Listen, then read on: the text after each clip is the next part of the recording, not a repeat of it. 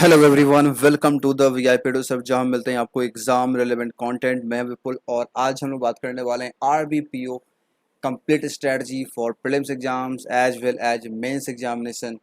और मैं बताऊंगा आपको कि मैंने किस तरीके से आरबीपीओ के प्रीलिम्स एग्जाम्स में 77.50 स्कोर किए, इन प्रीलिम्स एग्जाम में 22 एंड मेंस एग्जाम में मैंने 27 मार्क्स कैसे कट ऑफ से ऊपर स्कोर किए आरबीपीओ के मेंस एग्जाम। और आरबी क्लर्क में मैंने कैसे 80 आउट ऑफ 80 प्रीलिम्स में स्कोर की। ये सारी चीज़ें, ये पूरी कंप्लीट स्ट्रैटेजी और मैं जितने भी एक्सपीरियंस हैं डिफरेंट एग्जाम्स के, उस वजह से मैंने ये स्ट्रैटेजी बनाई है। यहाँ में आपको जानने को मिलेगा सभी सब्जेक्ट के बारे में, स्ट्रैटेजी, सोर्सेज, मॉक टेस्ट के बारे में, टाइम मैनेजमेंट कैसे करना है, टू डू लिस्ट में आपको प्रोवाइड करूँगा और साथ में आपको मिलेगी बोनस टिप्स। तो सब्सक्राइब कीजिए चैनल को फटाफट से, नहीं किए हैं तो बेल आइकन को प्रेस करके ऑन कर लीजिए।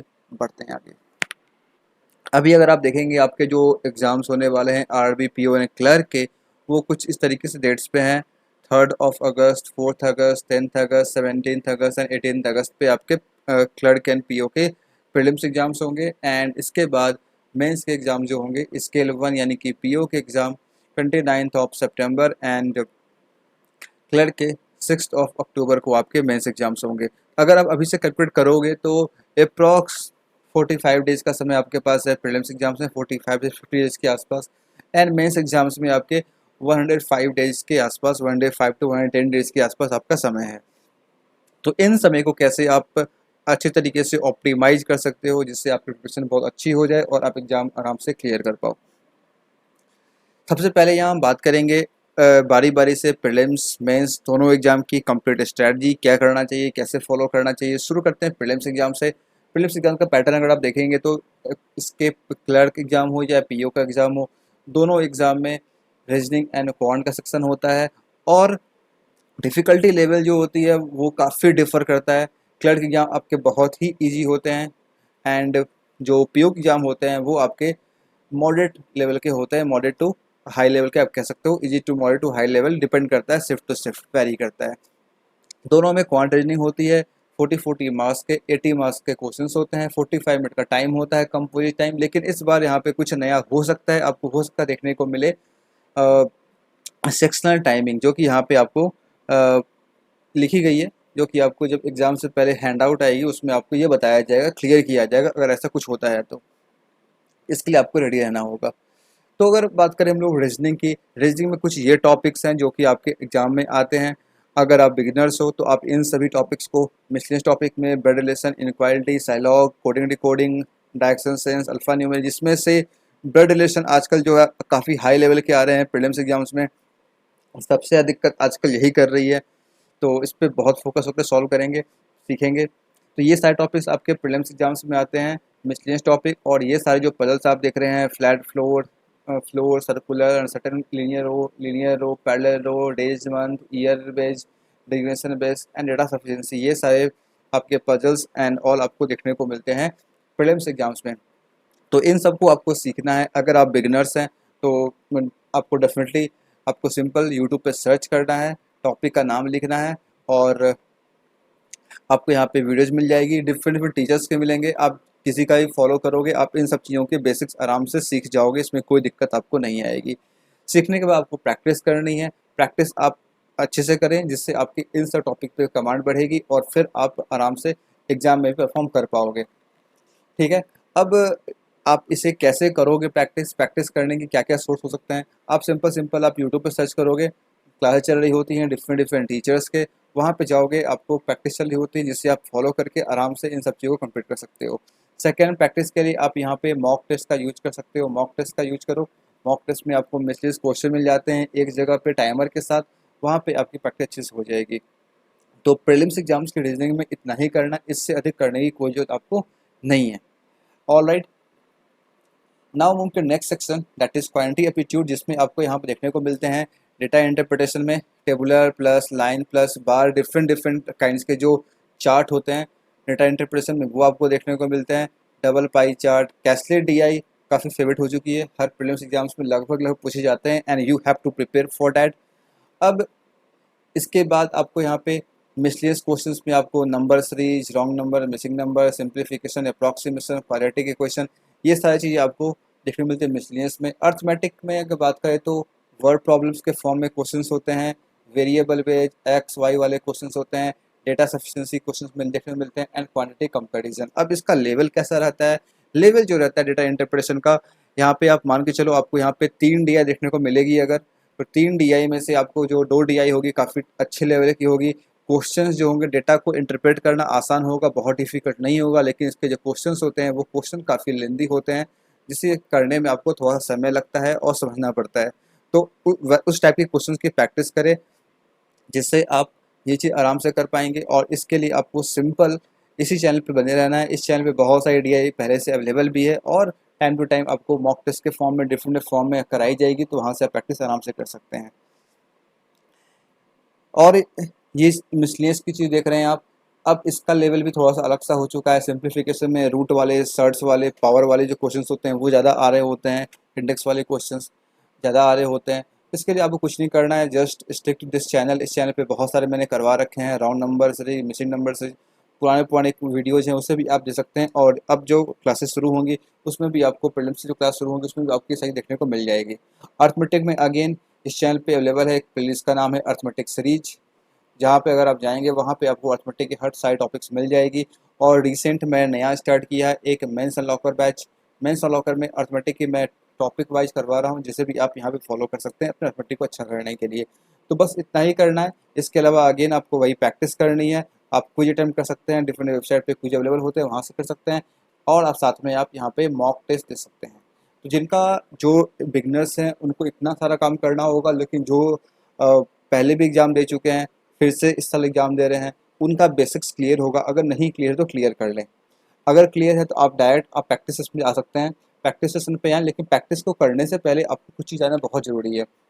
जैसे मैं बताऊँ आपको, क्लियर कर दूँ, सबसे पहला काम चाहे बिगनर्स हो चाहे आप रीस्टार्टर हो, आप सभी के लिए सबसे पहले आपका बेसिक का क्लियर होना, कॉन्सेप्ट का क्लियर होना बहुत ज़रूरी है। अगर कॉन्सेप्ट क्लैरिटी नहीं होगी, डेफिनेटली आप क्वेश्चन सॉल्व करते वक्त आप सॉल्व नहीं कर पाएंगे। कुछ क्वेश्चन उस टॉपिक के हो पाएंगे सॉल्व आपसे, कुछ क्वेश्चन टॉपिक आपके सॉल्व नहीं हो पाएंगे। दैट्स वाई सबसे पहला चीज़ क्या करना है, आपको अपना बेसिक्स क्लियर करना है हर एक सब्जेक्ट का। Second, solve the PYQ। PYQ जरूर सॉल्व करें, बहुत लोग नहीं करते हैं। PYQ is the one of the most favourite weapon, जिसका आप यूज करके अपने एग्ज़ाम को आराम से फिल्माए होते पैटर्न से कैसा क्वेश्चन एग्जाम में आ रहा है सब कुछ आप समझ सकते हैं। और आपकी बेस्ट प्रैक्टिस आपकी PYQ से होती है। तो PYQ 3-4 साल के ज़रूर सॉल्व करें, 3 to 4 ईयर ज़रूर सॉल्व करें। हर एक सब्जेक्ट की मैं बात कर रहा, ज़रूर सॉल्व करें। इसके बाद आपको जानना बहुत ज़रूरी है आपके मिस्टेक्स क्या हैं। अगर आप रीस्टार्टर हैं तो पिछले आपने एग्ज़ाम दिया था, वहाँ पे कुछ गलतियाँ आपने करी होगी। तो मैंने एक वीडियो बनाया था आज से 2 महीने पहले या 1 महीने पहले की बात है। वहाँ पे मैंने लिखा था रीजन्स ऑफ फेलियर। एंड एक और वीडियो आई थी मेरी जिसमें मैंने बताया था एक यूनिवर्सल स्ट्रैटेजी। उसे आप देखेंगे आपको समझ में आएगा कैसे मिस्टेक्स को फाइंड करते हैं। ये आप टेबल बना लें, ये एक टेबल ज़रूर बनाएं जिसमें आप यहाँ पे हर एक सेक्शन के लिए आपको बनाना है। यहाँ पे आपको लिखना है टॉपिक के नाम। टॉपिक के नाम कैसे, 3 सेक्शन बनेगा इसमें, not known, weak concept, wrong approach and need speech. बहुत सारे लेसन में क्वांट की बात करूँ, अगर क्वांट में बहुत सारे टॉपिक होते हैं, उन टॉपिक्स में कुछ टॉपिक ऐसा होगा जो कि आपको ऐसा लगता है कि उसके बारे में जानते ही नहीं। जैसे कि लेट्स से परमुटेशन कॉम्बिनेशन से क्वेश्चन अगर आते हैं तो आपको उसका सॉल्व करने आता ही नहीं है। मेंसुरेशन आपको नहीं आता सॉल्व करने, तो उसे आप यहाँ मेंशन करें नॉट नोन में, ठीक है। वीक कौन से, जैसे कि अगर आपके टॉपिक को ये टाइम डिस्टेंस स्पीड, तो अगर अगर आपके इसमें अप्रोच ख़राब है, सही अप्रोच नहीं को सॉल्व करने का, आपके कॉन्सेप्ट वीक हैं, आपने पढ़ रखा है लेकिन आप एग्जाम में कुछ सॉल्व नहीं कर पाते हैं, मॉक में सॉल्व नहीं कर पा रहे, इसका मतलब क्या है, इसका मतलब यहाँ पे आपका वीक क्या है, कॉन्सेप्ट वीक आपका है, रॉन्ग अप्रोच आपका है। तो उस टॉपिक को आप इस वाले कॉलम में से TDS हो गया, लेट से आपका कोई और टॉपिक हो सकता है, प्रोबेबिलिटी हो गया आपका, तो वो आप यहाँ मेंशन करें। नीड स्पीड, ऐसा टॉपिक जिसको आपने पढ़ा भी है, क्वेश्चन आप सॉल्व कर भी लेते हैं, लेकिन यहाँ पे टाइम बहुत लग जाता है, टाइम फैक्टर यहाँ पे मैटर कर जाता है। तो वैसे टॉपिक को आप यहाँ मेंशन करें, जैसे कि हो सकता है आपका सिंप्लीफिकेशन में आपको दिक्कत होती है, कैलकुलेशन टेक्निक में आपको दिक्कत हो जाती है। इसके अलावा कुछ भी जो भी टॉपिक आपके हो सकते हैं उसे आप यहाँ मेंशन करें। ऐसा सेम काम आपको हर एक सेक्शन करना है, English, reasoning, quant, every section के लिए करना है।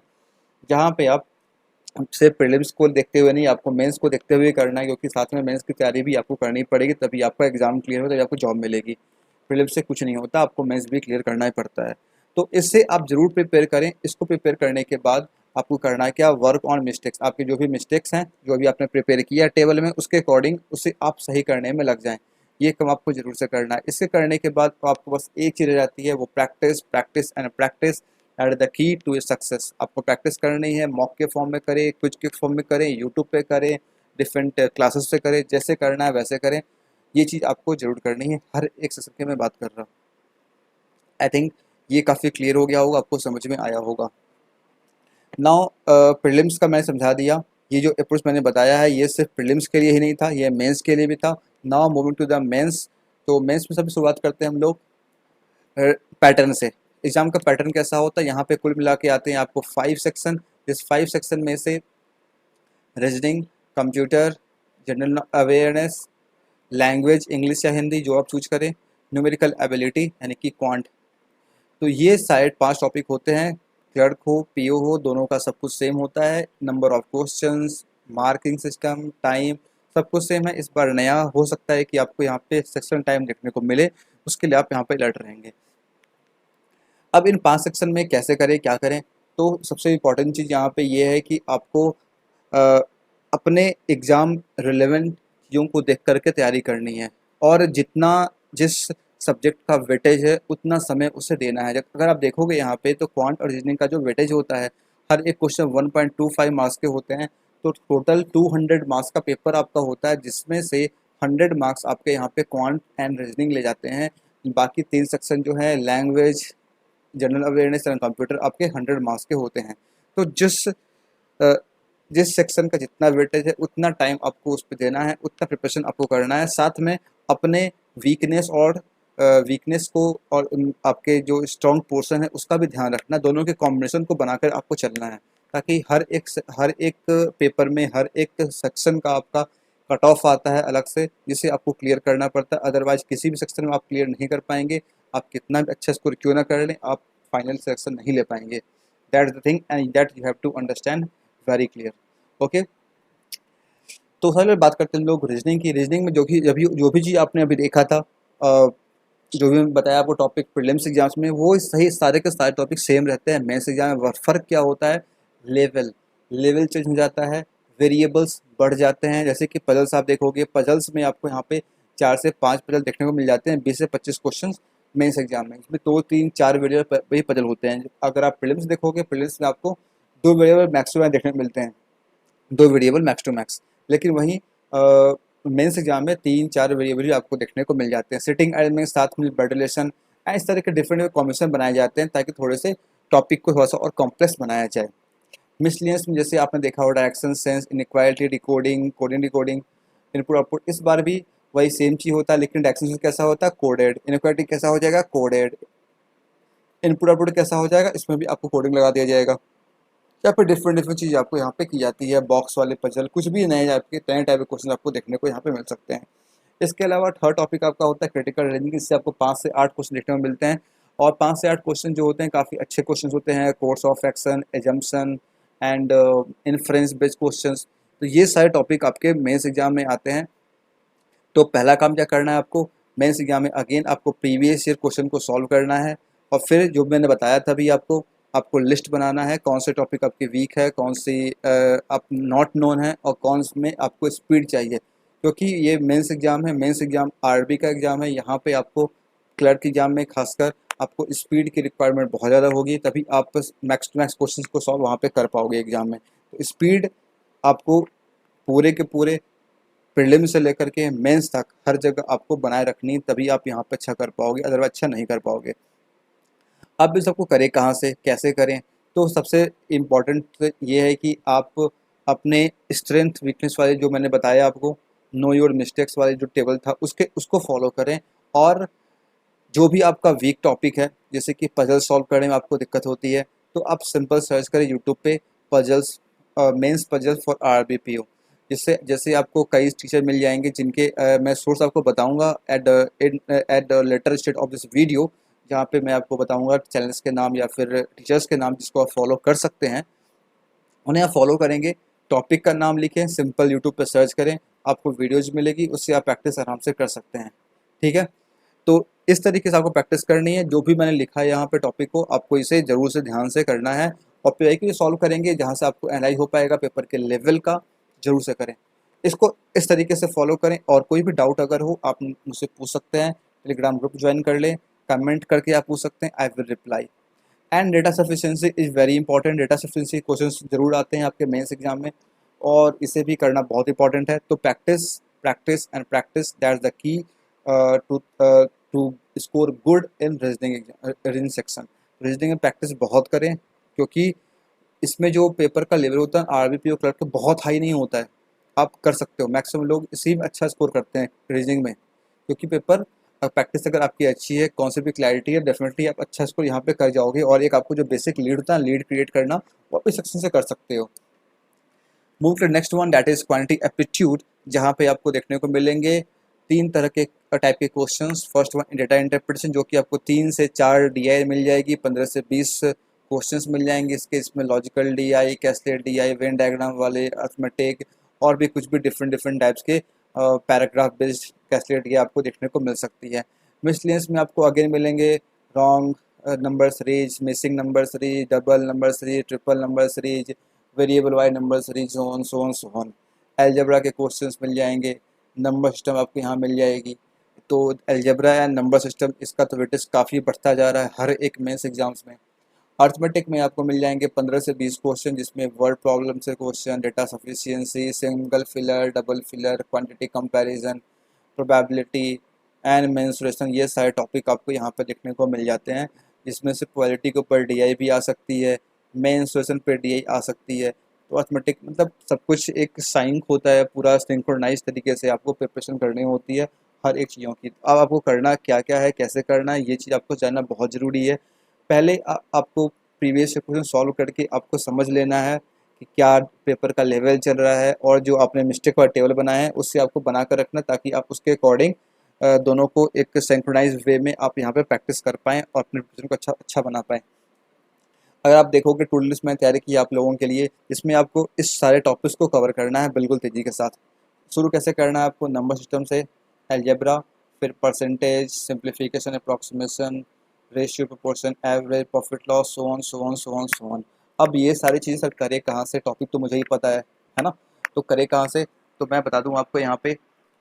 नंबर सिस्टम अलजेब्रा, अगर आप वेबसाइट पे आओगे आपको यहाँ पे 2 कोर्स मिल जाएगी, complete number system and complete algebra. दोनों कोर्स के आओगे डिटेल्स में यहाँ पे आपको मिल जाएगी बिल्कुल अलजेब्रा की, आपको यहाँ पे पूरे कॉन्सेप्ट वीडियो के साथ में आपको प्रैक्टिस सेशन, जो कि बहुत ही अच्छे लेवल के, अच्छे जो एग्जाम ट्रेंड्स को देखते हुए बनाए गए हैं, लेटेस्ट हैं, बहुत लेटेस्ट हैं, तो आप इसे आराम से यहाँ पे फॉलो कर सकते हो। सेम एज नंबर सिस्टम में आपको यहाँ पे देखने को मिल जाएगी कंप्लीट नंबर सिस्टम, जिसमें आपको ये सारे के सारे टॉपिक्स मिल जाएंगे, जो कि मैंने इसमें पूरा कंप्लीट मैंने पढ़ाया है, और हर लेक्चर के अंदर आपको प्रैक्टिस क्वेश्चन है। उसके अलावा आपको यहाँ पे सेपरेट प्रैक्टिस प्रोवाइड की गई है, जिसमें आपको लेटेस्ट पैटर्न के जो क्वेश्चंस होते हैं, ट्रेंडिंग क्वेश्चंस, वैसे क्वेश्चन मैंने इसमें इंक्लूड किए हैं।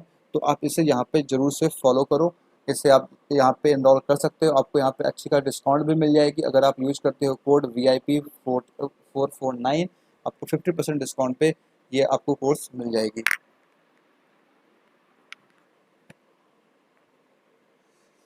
अब बात रही अर्थमेटिक टॉपिक की, तो अर्थमेटिक टॉपिक के लिए मैं आपको दिखा दूँ यहाँ पे मेंस अनलॉकर बैच, आपको ये दिख रहा है ना, मेंस अनलॉकर बैच। इस बैच में अगर आप आओगे ना, जैसे ये देखो, ये रहा मेंस अनलॉकर की प्लेलिस्ट, इसे आप ओपन करोगे, यहाँ पे आपको मेंस के सारे टॉपिक्स इसमें पढ़ाए जा रहे हैं, मैं खुद पढ़ा रहा हूँ आप लोगों को। यू कैन सी हियर, इसमें आपको टॉपिक वाइज चल रही है। जैसे मैंने स्टार्ट किया था यहाँ पे, कैसे शुरुआत किया मैंने, यहाँ पे परसेंटेज है, परसेंटेज पार्ट 1, पार्ट 2, पार्ट 3, ये मेंस लॉकर बैच है। मेंस में आपके काफ़ी कॉन्सेप्ट क्लियर हो जाएंगे, सब कुछ आपको डिफरेंट डिफरेंट लेवल को सब देखने को मिल जाएंगे। कैट के क्वेश्चन मैंने करवाए हैं, मेंस के अच्छे क्वेश्चन मैंने करवाए हैं। यहाँ डेफिनेटली आपके प्रीलिम्स के भी जो बेसिक चीज़ें हैं वो आराम से तैयार हो जाएगी। तो इसमें आपको हर एक टॉपिक आपको देखने को मिल जाएगी, और ये कंटिन्यूस चल रही है। प्रॉफिट लॉस हो चुका है, SICI हो चुका है, और इसमें डेटा इंटरप्रेशन भी आपको हर 3 दिन के बाद आपको 2 दिन आपको डेटा इंटरप्रेशन भी देखने को इसमें मिलता है। तो ये मेंस अनलॉक कर बैच जरूर से फॉलो करें, फ्री ऑफ कॉस्ट है, यूट्यूब पे अवेलेबल है। आगे जो क्लासेस आएंगी उसमें आपको बाकी जो भी टॉपिक्स अभी आप यहाँ देख रहे थे, वो सारे टॉपिक आपको यहाँ पे कवर होते हुए नज़र आ जाएंगे। तो इस तरीके से आपको चिंता की कोई ज़रूरत नहीं है। आप यहाँ पे आराम से अपने सारी चीज़ों को क्वांट तो ये मैंने आपको दिखा दी दिया प्लेलिस्ट, और बाकी प्लेलिस्ट और सारी पड़ी हुई हैं जिसमें आप यहाँ पे algebra, mensuration, probability, data sufficiency और बहुत सारी चीज़ें हैं जिसे आप यहाँ पे डिफरेंट इसको फॉलो यहाँ पे कर सकते हो।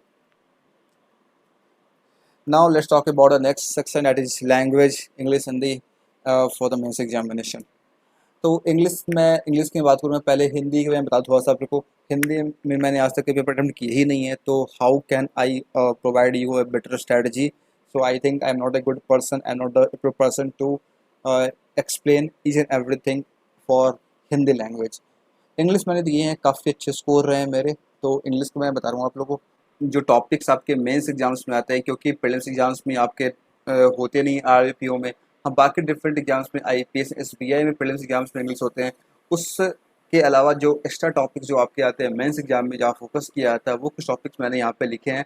जैसे कि मैच द कॉलम वाले क्वेश्चन आते हैं, स्टार्टर, कनेक्टर्स, इन सब का यूज किया जाता है मैच द कॉलम में, या फिर ए बी सी कॉम्बिनेशन बना करके। रीडिंग कॉम्प्रिहेंशन के क्वेश्चंस में आपको दो आरसी देखने को मिल जाएगी, दो आरसी, पैराग्राफ 1, पैराग्राफ 2 मिल सकता है, या फिर जनरल जैसे होते हैं वैसे भी आपको देखने को मिल सकते हैं। और क्वेश्चन जो होंगे स्पेसिफिकली जो मेंस एग्जाम्स में आपको इन्फ्रेंस बेस्ड क्वेश्चन देखने को मिल जाते हैं। आरसी का टाइटल क्या होना चाहिए, सेंट्रल आइडिया क्या है आरसी का, टोन क्या होना चाहिए आरसी का, ये सारी चीज़ें आपको देखने को मिलती है। इसमें से कोई भी टॉपिक में आपको जिसमें दिक्कत हो, आप जैसे सर्च करें यूट्यूब पे, आपको मिल जाएगा टॉपिक, उससे आपको बस एक बार देखना चाहिए कि समझना है, और फिर अपने प्रैक्टिस में से लाना है। तो टू डू लिस्ट क्या क्या आपका होना चाहिए फॉर मेंस एग्जामिनेशन। सबसे पहली चीज़ यहाँ पे आपको पीवाईक्यू सॉल्व करना है, प्रीवियस ईयर क्वेश्चन, जिससे आप उसके लेवल को समझ पाएंगे। क्वेश्चन एग्जैक्ट कैसे आते हैं एग्जाम में वो आप समझ पाएंगे, क्या पूछने तरीका उनका होता है वो आप समझ पाएंगे। इसके बाद आपको रीडिंग करनी है, डेली डेली आपको रीडिंग करनी है। रीडिंग आप कुछ भी कर सकते हैं, आर्टिकल्स पढ़ सकते हैं आप, या फिर मॉक का यूज़ कर सकते हैं। और आर्टिकल्स जो आप पढ़ रहे होते हैं, लाइक न्यूज़पेपर में एडिटोरियल पढ़ें, या फिर कोई न कुछ भी आर्टिकल पढ़ें, जो भी आपकी इच्छा होती है पढ़ने की, जैसे आपके इंटरेस्ट है वैसा पढ़ें। आपके इंग्लिश डेफिनेटली इम्प्रूव होंगे। हाँ, फ़ायदा ये होता है जो आप एडिटोरियल पढ़ रहे होते हो, या फिर जो रिसेंट न्यूज़ में चल रही होती हैं आर्टिकल्स वो पढ़ रहे होते हैं, दो चीज़ होती हैं। एक आपका करंट अफेयर्स स्ट्रांग होता है, एक आपके माइंड में एक ब्रॉड स्कोप डेवलप होता है, और इंग्लिश तो इम्प्रूव होता ही है। वैसे अगर आपको मन नहीं लगता है तो किसी भी तरह के आर्टिकल्स को पढ़ो, जिससे आपकी इंग्लिश की रीडिंग स्पीड है वो बढ़े, अंडरस्टैंडिंग जो है वो बढ़े, इंग्लिश का इंटरप्रिटेशन जो है, इन्फ्लुएंस करना, वो आपका अच्छा हो जाए। और आर्टिकल्स में जो आपको वोकैब मिलेंगे उस वोकैब के ऊपर फोकस करो, क्योंकि वही ट्रेंडिंग वोकैब होते हैं, वही आपके एग्जाम में पूछे जाते हैं। इसके अलावा ग्रामर आपका स्ट्रांग होना बहुत ज़रूरी है। ग्रामर में कुछ टॉपिक्स मैंने लिखे हैं, इन टॉपिक्स पे आप ज़्यादा फोकस कर सकते हो, जैसे कि verb, tense, subject with agreement, conjunction, interjection, conditional sentence, preposition, adjective, adverb. ये कुछ टॉपिक्स हैं जिस पे आपको ज़्यादा फोकस करना है, जिससे क्वेश्चन जो है ना वो आपके match the column, fill the blanks, या फिर कनेक्टर, इन सब के फॉर्म में आपको यूज होते हैं, प्रीपोजिशन वगैरह सब। तो ये आपकी टूल्स होनी चाहिए, ये काम करो, जिससे आपके पहले तो बेसिक्स आपको कंप्लीट करने हैं, क्लियर करने ही हैं, उसके बाद आपको ये सब चीज़ें करनी है। अगर अब मैं अपनी स्ट्रैटेजी बताऊं, मैं क्या करा था इंग्लिश के लिए, मैंने बहुत ज़्यादा कुछ बहुत समय नहीं दिया इंग्लिश को। मेरा सिंपल सी स्ट्रैटेजी ये रहती थी कि मैं सिर्फ करता था मॉक सॉल्व, वो भी बहुत ज़्यादा नहीं, कभी कभार। कभी कभार का मतलब ये है कि वीक में 1 से 2 दिन मुश्किल से मैं मॉक सॉल्व किया। क्यों? रीडिंग मैं करता, रीडिंग ये मेरा कंपलसरी था, ये तो मैं करता ही था। कुछ भी जो मन किया मेरा, मैंने कहीं से पढ़ लिया, चाहे वो टेक आर्टिकल्स हो, चाहे वो कोडिंग के आर्टिकल हो, जो मुझे पसंद आया वो मैं पढ़ लिया था। मैं मॉक सॉल्व करता था, क्योंकि मॉक में जो 40 क्वेश्चन आते हैं, वो 40 का क्वेश्चन पूरा सेट आपको मिल जाता है।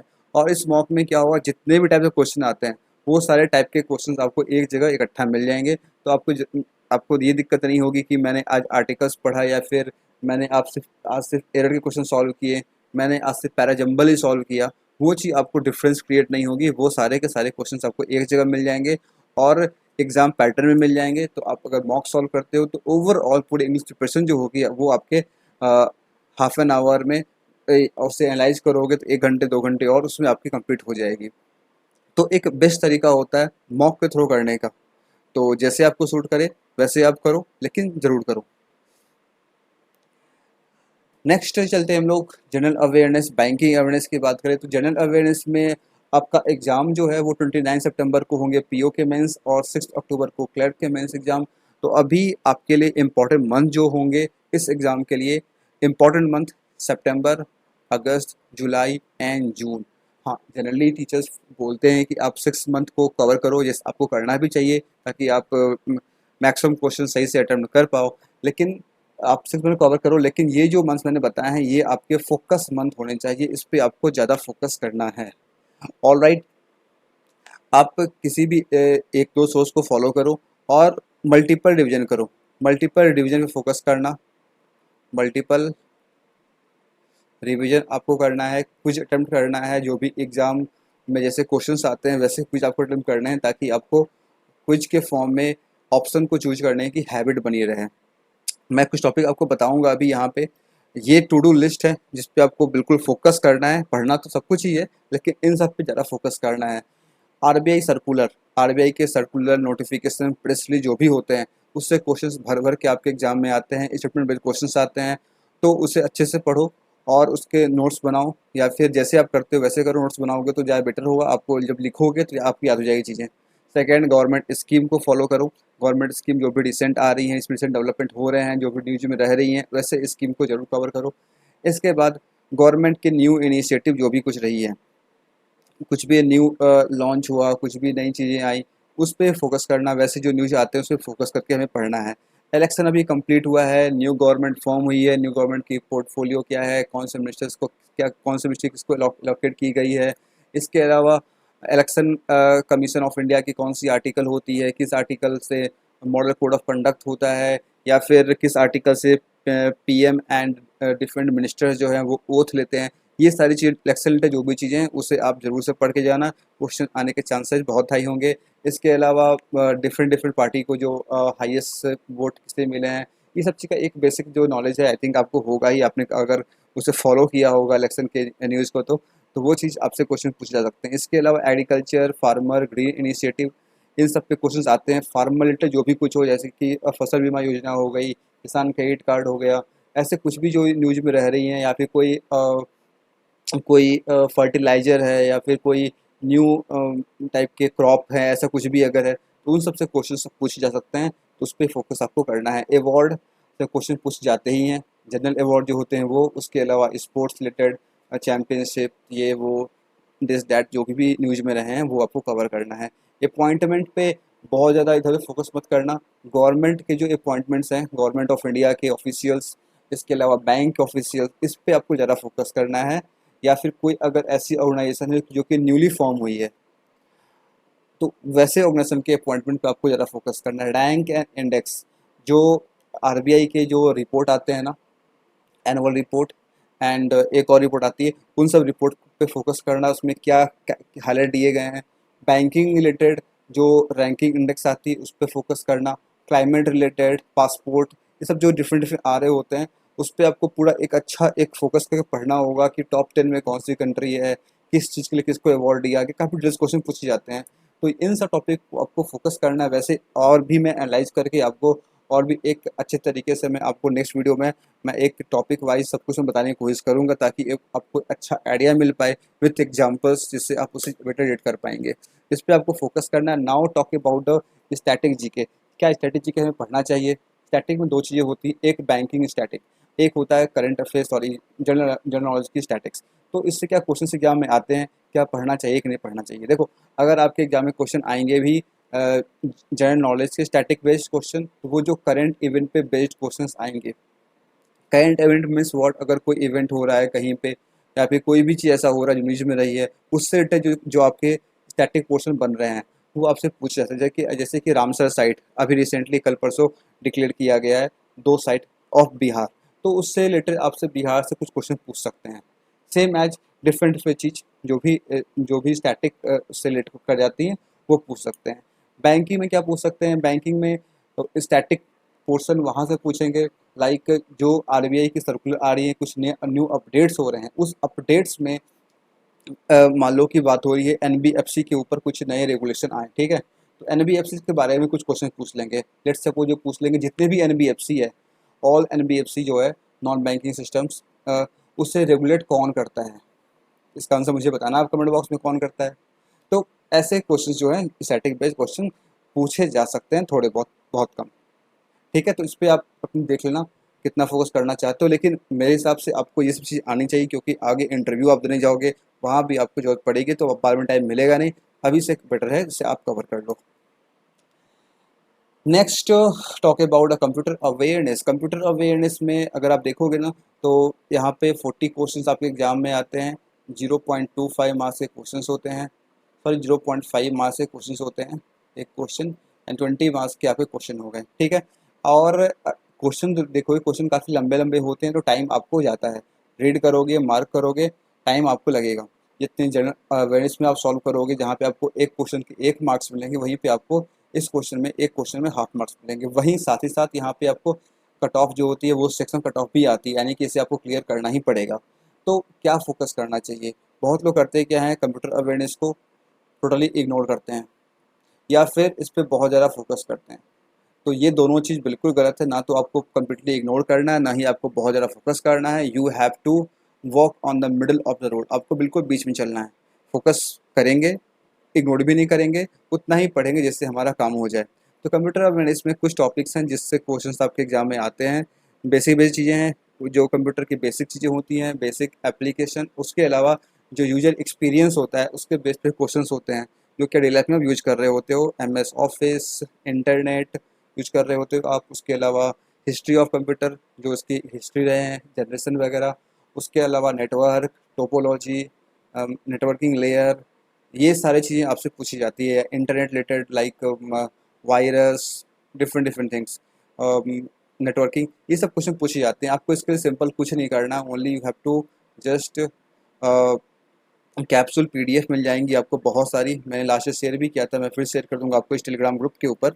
उस PDF को पढ़ना, PDF को मल्टीपल रिवाइज करना, जिससे आपको चीज़ें याद रहें।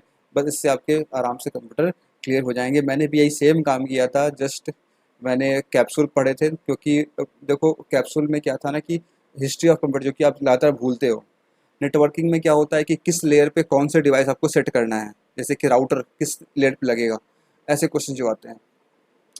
इंटरप्रेटर, ये जो भी चीज़ होती है, तो वो चीज़ आप भूल जाते हो बार बार, तो उससे आप रिवाइज करो, जो कि आपके एग्जाम में काम आएगी। बाकी चीज़ें मैंने जो करी थी वो मेरे जो मेरे पास नॉर्मल नॉलेज है, एक्सपीरियंस मेरा है, उसी पे मैंने किया था, और आराम से कंप्यूटर अवेयरनेस हो गया था। आप कैप्सूल पढ़ो, आराम से हो जाएगा, और इसमें बहुत करने की जरूरत आपको नहीं है। ठीक है, और इसके अलावा नेक्स्ट सिस्टम बढ़े तो अगर देखें सोर्सेज क्या क्या हो सकते हैं आपके डिफरेंट डिफरेंट एग्जाम्स के लिए। फिर पर बात करते हैं हम लोग रीजनिंग की। रीजनिंग में सिंपल प्रीलिम्स का मैंने बता ही दिया आपको। सिंपल टॉपिक सर्च करना यूट्यूब पे, जो भी मिल जाए उससे आपको, जो भी टीचर पढ़ा रहे हों आपको चीज़ फॉलो करना, आपका हो जाएगा। मेंस एग्जाम की बात करें तो मेंस एग्जाम में आप अगेन आप मेंस के लिए सेशन सर्च करो, रीजनिंग फॉर RAPO मेंस। आपको यूट्यूब पे जो टॉप पे मिल जाएंगी वीडियोज़, उससे जो भी टीचर के चल रहे हो उससे आप फॉलो करो, और 2-3 को ट्राई करके देखो जिससे आपका ट्यूनिंग बैठे, जिसका आपका समझ में अच्छे से आए, लेट कर पाओ, उसे आप आराम से फॉलो करो। इंग्लिश में सभी बोलते हैं निमिषा मैम को फॉलो करने के लिए, आप इसे फॉलो कर सकते हो। मैंने अपना सोर्स आपको बता ही दिया है, मैंने कुछ भी सोर्स फॉलो नहीं किए थे, जस्ट रीडिंग एंड मॉक, ये दोनों से मेरा इंग्लिश का काम हो गया था, और इसमें काफ़ी अच्छे उसको मेरे आ गए थे। जनरल अवेयरनेस में मैं हमेशा आपको बोलता हूँ कि फॉलो करने के लिए गौरव गर्ग सर को, जिसको मैंने फॉलो किया था। क्योंकि इनका स्पेशल जो बैंकिंग अवेयरनेस होता है ना, बैंक के मंथ में 2 वीडियो आते हैं, अब शायद वीकली आना शुरू हो गए हैं। तो इसे आप फॉलो करोगे तो क्या होगा कि जो आपको सब कुछ भी याद करने की जरूरत नहीं पड़ेगी, आप सब चीज़ समझ जाओगे। इतनी चीज़ समझ जाओगे कि आपके जो MCQ क्वेश्चंस आते हैं, मल्टीपल ऑप्शंस, कॉम्बिनेशन ऑप्शन वाले क्वेश्चन, वो भी कर जाओगे। साथ में इंटरव्यू में जो क्वेश्चन पूछते हैं, तो आपको एक बेसिक आइडिया होगा, नॉलेज होगा, इन डेप्थ नॉलेज होगा, तो वो चीज़ आप आराम से कर पाओगे। इसके अलावा आप यहाँ पे PDF फॉलो कर सकते हो, for not for banking awareness. Banking awareness में ये सफिशियंट है, इनके जो वीडियोज आते हैं मंथली वीडियो 1 to 4 जो भी वीडियोज आएँ वो आपको फॉलो करना है। और इसके अलावा करंट अफेयर्स की बात करो, करंट अफेयर्स गौरव गर्ग सर के भी आते हैं, उसे भी आप पढ़ सकते हो। करंट अफेयर्स के लिए आप एक काम और कर सकते हो, अफेयर्स क्लाउड के PDF को पढ़ सकते हो, जहाँ से आपको एक अच्छा इंसाइट मिल जाता है, और रीडिंग भी आपकी अच्छी इम्प्रूव हो जाती है। तो इस PDF को आप फॉलो कर सकते हो। और क्विज ज़रूर लगाना, क्विज ज़रूर अटेम्प्ट करना, जहाँ से आपको कॉन्फिडेंस आएगा, एग्जाम में अटेम्प्ट कर पाओगे। कंप्यूटर का मैंने आपको बता ही दिया। Now let's talk about the next one, that is a mock test. Mock test में अगर देखोगे प्रीलिम्स एंड मेंस, प्रीलिम्स की बात करें तो अभी क्या सेकंड टाइमिंग होगी कि नहीं होगी ये किसी को पता नहीं है। वो जब आरबी का हैंड आउट आएगा एग्जाम से 2 दिन पहले 10 दिन पहले, वहाँ पे ये क्लियर होगा। तो क्या हम वेट करेंगे? नहीं, हम लोग जो प्रैक्टिस करेंगे अभी से उसमें हम लोग सेक्शनल टाइमिंग खुद से अलॉट करके करेंगे। अगर आपके जो मॉक आप प्रोवाइड जिससे उसका भी सॉल्व कर रहे हो उसमें अगर प्रोवाइड किए गए हैं पहले से कि आपको टाइम पहले से अलॉट किया गया है सेकंड टाइमिंग, तो ठीक है। नहीं किया गया है तो आप इस टाइम को फॉलो करो। क्वांट के लिए 22.5 मिनट एंड रीजनिंग 22.5 मिनट, मतलब बिल्कुल हाफ हाफ टाइम दोनों को आपको देना, इक्वल टाइम का डिस्ट्रीब्यूशन आपको रखना है प्रीलिम्स एग्जाम्स में। इसी पैटर्न को फॉलो करके आप अभी से जो मॉक दोगे ना, आप इससे मान लो कि आपने शुरुआत की रीजनिंग से, तो कोशिश करना कि 22 मिनट के आसपास उसे खत्म करने की। सेम जो बाकी बचे हुए टाइम उसमें आप क्वांट करना, मतलब क्वांट और रीजनिंग को इक्वल टाइम का डिस्ट्रीब्यूशन आपको रखना है। और जब नोटिफिकेशन आएगी तो हमें क्लियर हो ही जाएगा। अब मेंस में कैसे डिस्ट्रीब्यूट करें टाइमिंग को, मेंस के लिए मैं एक अलग से वीडियो बनाऊंगा जहाँ पे हर सेक्शन में क्या टाइमिंग होनी चाहिए वो मैं आपको बताऊंगा, जिससे आप मुझे समझ पाओगे, आगे कर पाओगे। क्या प्रीलिम्स मॉक्स कब से देना चाहिए? अगर आपके बेसिक क्लियर हैं, अगर आप रिपीटर हो, स्टार्टर हो, पहले भी आपने तैयारी कर रखी है, तो आप मॉक देना शुरू कर सकते हो। कितना मॉक देना चाहिए sir per day? 1 mock. 1 mock is sufficient per day. तो इससे क्या होगा, तो 45 मिनट खत्म हो जाएगा। 45 मिनट खत्म हो जाएगा, इसको आपको एनालिसिस तो करना है। वो कैसे करते हो? आप सिंपल क्या किए, आप देखिए कौन कौन से क्वेश्चन आपके रॉन्ग हुए, उसे आप सॉल्व कर लिए, आपका एनालिसिस खत्म। नहीं, ये तरीका गलत है। आप वो करना कैसे एनालिसिस? पहले आपको ये देखना है कि आपके जो मॉक में जो क्वेश्चन रॉन्ग हुए उसे आप सॉल्व करोगे ही करोगे। बाकी वो क्वेश्चन देखोगे जिस क्वेश्चन में आपके समय अधिक लगे। हर क्वेश्चन के पे आपको टाइम लिखा होता है कि आपको इतना टाइम उस क्वेश्चन को सॉल्व करने में लगा है, तो उसे देखो टाइम को, और कोशिश करो इस टाइम को कैसे रिड्यूस कर सकते हैं, इस पे आपको फोकस करना है। आपको वो अप्रोच सीखना है, क्वेश्चन को सॉल्व करने टेक्निक सीखनी है, जिससे आप टाइम को रिड्यूस कर पाओगे। कहाँ सीख पाओगे? यूट्यूब पे आओ, क्लासेस देखो, डेली जो भी वीडियो अपलोड पहले से इस चैनल पे उसे देखो, टेक्निक सीख जाओगे, जिससे आपके जो अप्रोच है वो सही हो जाएंगे, टाइम लगने खुद ब खुद कम हो जाएंगे और क्वेश्चन सॉल्व अधिक होने लगेंगे। इसके अलावा मान लो कि आपने देखा कि मेंस में क्वेश्चन आया था आपके मॉक टेस्ट में, जिसे आप सॉल्व किए, समय भी बहुत लग गया या फिर सॉल्व नहीं हो पाया, तो आपको ये टॉपिक आपका वीक है, तो इस वीक टॉपिक को आपको यहाँ पे कंप्लीट करना है। एक दिन बैठो आराम से, जिस दिन आपने मॉक दिया, और उस टॉपिक को बिल्कुल ख़त्म कर दो। इस टॉपिक से अब कोई क्वेश्चन आए, नेक्स्ट जो मॉक देंगे उसमें वो क्वेश्चन गलत नहीं होना चाहिए, उस क्वेश्चन को सही सॉल्व करना है, ये टेंडेंसी आपकी होनी चाहिए। इसे करने में समय लगेगा, that's why I am saying only 1 mock per day. ऐसा आपको रीजनिंग में भी करना होगा, तो इस बात को आपको बहुत अच्छे से ध्यान रखना है। ठीक है, अब बात करते हैं मेंस एग्जाम्स की। सर मेंस के मॉक अब अभी से देने चाहिए या नहीं देने चाहिए? प्रीलिम्स के बाद दे या नहीं दे? देखो, मेंस के मॉक आपको डेफिनेट देने चाहिए, 100% आपको देने चाहिए। लेकिन अभी आपका फ्रीक्वेंसी अगर कम भी है तो कोई दिक्कत नहीं, आप वीक में 1 मॉक दे दो, कोई दिक्कत नहीं है। अभी के मैं बात कर रहा हूँ, 1 mock, sorry 1 mock per week आप दे दो, कोई दिक्कत नहीं है। लेकिन जिन लोगों के मेंस के टॉपिक कंप्लीट नहीं हुए हैं वो सभी मॉक को स्किप करें, मॉक अभी ना दें। ठीक है, मॉक का तब देना जब आपके सारे टॉपिक कंप्लीट, जैसे कि अभी चल रही है मेंस लॉकर बैच, वहाँ मैं क्वांट के हर टॉपिक में कंप्लीट करवा रहा हूँ बारी बारी से, तो उसे आप पहले कंप्लीट कर लो पूरा का पूरा। जब कंप्लीट हो जाएंगे तब आप मॉक मेंस के मॉक देना। उससे क्या होगा, आपको कॉन्फिडेंस आएगी कि ऐसा क्या लगेगा कि आपसे कोई सॉल्व ही नहीं हो रहे हैं, आप डिमोटिवेट हो जाओगे, आपका मॉक भी एक तरीके से वेस्ट भी हो सकता है। तो थोड़ा सा पेशेंस रखो, पहले टॉपिक को कंप्लीट करो, उसके बाद आप मेंस के मॉक देना। मेंस के मॉक अभी आपको 1 मॉक देने हैं पर वीक, सफिशियंट है, बाकी आपकी इच्छा है। और बाद में जैसे एग्जाम नज़दीक आएंगे वहाँ पे थोड़ा सा प्रैक्टिस के लिए आपको थोड़ा सा मॉक के फ्रिक्वेंसी को बढ़ाना होगा, जो कि मैं आपको टाइम टाइम बताते रहूँगा। तो ये रहा मॉक का। अब आप पूछो कि मॉक सर कौन सा दे, कोई भी सेंटर मॉक यूज़ कर सकते हो, आप स्मार्ट क्रिया यूज़ कर लो, आप प्रैक्टिस मॉक यूज़ कर लो, या फिर आप होली बोर्ड यूज़ कर लो, आप कुछ भी यूज़ कर सकते हो। अब आप पूछोगे सर आप कौन से यूज़ करे थे, मैंने मॉक बहुत कम दिए थे, लेकिन हाँ जो भी मैंने दिए थे वो मैंने दिए थे प्रैक्टिस मॉक। प्रैक्टिस मॉक का मैंने यूज़ किया था, मेरे पास और कोई मॉक था नहीं, मेरे पास प्रैक्टिस मॉक ही था जिसका मैंने यूज़ किया था, और आराम से हो गए थे, काफ़ी अच्छे मॉक रहते हैं। आप स्मार्ट के अभी क्वेश्चन मैंने देखे काफ़ी अच्छे रहते हैं, आप उसे भी फॉलो कर सकते हो, उसमें कोई डाउट नहीं है, और मैं किसी प्रमोट नहीं कर रहा, not effort to be anyone. Now let's talk about the time management and bonus tips. How can we manage all the time and some bonus. देखो जब आप मॉक दे रहे होते हो ना, तो मॉक में दो चीज़ें होती हैं। जब आपके स्कोर मॉक में कम आते हैं, मॉक में स्कोर पे आप बहुत ज़्यादा फोकस कर देते हो, मॉक में स्कोर आपके कम आते हैं, आप हो जाते हो डीमोटिवेट। मॉक में स्कोर अधिक आते हैं, आप होते हो एक्साइटेड। दोनों में से आपको कुछ भी नहीं होना है, इसको ज़्यादा फोकस नहीं करना है, फोकस ऑन परसेंटाइल। इससे आप ये समझ पाओगे कि आप रेस में कितना आगे कितना पीछे चल रहे हो। That's it. अब जी लर्निंग फेज है आपका, इसमें अगर आप बहुत ज़्यादा फोकस करोगे इन चीज़ों के स्कोर के ऊपर, कंपटीशन के ऊपर, तो आप सीख नहीं पाओगे। इसलिए उसको थोड़ा सा पेशेंस रखना है कि अभी मैंने स्टार्ट ही किया है, इतना कैसे इम्प्रूवमेंट हो सकता है। आप टारगेट बनाओ वीक वाइज। जैसे कि वीक 1 में आप मॉक दे रहे हो, आपके एवरेज स्कोर जो है आउट ऑफ 80, वो आपके मान लो कि 40 के आसपास आ रहे हैं। मान लो मैंने ऐसे एग्जाम्पल दिया 40 आउट ऑफ 80 आ रहे हैं। वीक 1 में आपने मान लो 7 मॉक दिया, 6 मॉक दिया आपने, इसमें आपके 40 एवरेज स्कोर आ रहे हैं। टारगेट करो कि नेक्स्ट वीक से जो मुझे मॉक देना है, उस मॉक में 40 प्लस स्कोर आने चाहिए, 42 से 45 के बीच में स्कोर आने चाहिए आउट ऑफ 80 एवरेज। जब आप ये टारगेट करोगे ना, और हर दिन जो आप एनालिसिस कर रहे हो, टॉपिक कंप्लीट कर रहे हो, क्वेश्चन सॉल्व कर रहे हो, बेटर वे में कर रहे हो, डेफिनेटली आपकी इम्प्रूवमेंट होगी, आप इम्प्रूव करोगे। और जैसे जैसे आपके 2 3 4 5 वीक बीतते बीतते आपके स्कोर काफ़ी अच्छे आने लगेंगे। तो ये चीज़ें फोकस करना है। इस पे फोकस नहीं करना है कि आपने पहला मौका दिया, स्कोर बहुत कम आ गए, हो गए डीमोटिवेट। तो वो नहीं करना है, ठीक है। अब एक और चीज़ मैं यहाँ बात कर लूँ आप लोगों से। काफ़ी लोग ये पूछते हैं कि सर 24 आवर का समय हमारे पास होता है जिसमें बहुत सारे काम करने होते हैं, और इसमें अगर मेंस की बात करें, यहाँ पे 5 सेक्शन है, इन 5 सेक्शन को हम कैसे कंप्लीट करें। पर डे हो नहीं पाता है, कुछ ना कुछ छूट जाता है, कई लोग कुछ नहीं आते हैं।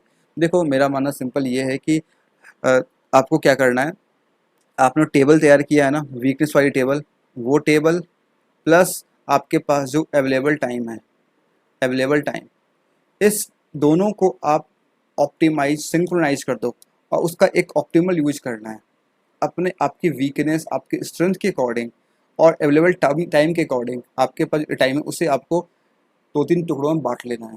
जिससे क्या होगा, अब मान लो कि आपने क्या किया, मंडे है, ये ट्यूसडे है, ये वेडनेसडे है, आपके पास टाइम इतना ही बच रहा है कि आप 2 सेक्शन को ही अच्छे से पढ़ पा रहे हो, 3 सेक्शन अच्छे से पढ़, 5 नहीं हो पाते पूरे के पूरे, 3 ही हो पा रहे हैं।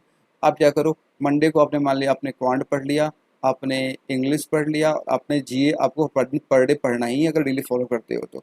ट्यूजडे को यहाँ पे क्वांट की जगह रीजनिंग कर देना, इंग्लिश की जगह पे कंप्यूटर कर देना, जीए को जीए रहने देना। कंप्यूटर फोकस ज़्यादा नहीं कर रहे हो, इंग्लिश फोकस करो, इंग्लिश ज़्यादा रहने दो। इस तरीके से अपने हिसाब से अपने, मैंने बोला ना आपको, आपने टेबल प्रिपेयर किया, वो टेबल आपके टाइम जो है, इन दोनों को सिंक्रोनाइज करके इसका ऑप्टिमल यूज करना है। और इस तरीके से अपने हिसाब से आपको अपना जो टाइमलाइन है उसको इस तरीके से फॉलो करना है। इससे आपका टाइम जो काफ़ी अच्छे मैनेज हो जाएगा।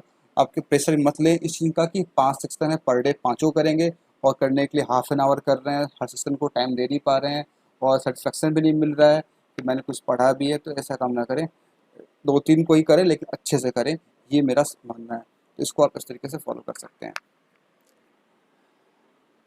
तो यही सारी चीज़ें थी जो कि मैंने आपको बताया, और कोई भी डाउट्स हो आपको, आप सिंपल कमेंट बॉक्स में मुझसे पूछ सकते हो, या फिर इसी टेलीग्राम ग्रुप पे यहाँ पे ज्वाइन कर लो, इस पे भी आप मुझसे पूछ सकते हो। That's all for this, thank you for watching, and do subscribe and share कीजिए अधिक से अधिक, ताकि बाकी तक पहुँच सके और आप यहाँ पे आके फॉलो कर पाओ। Thank you.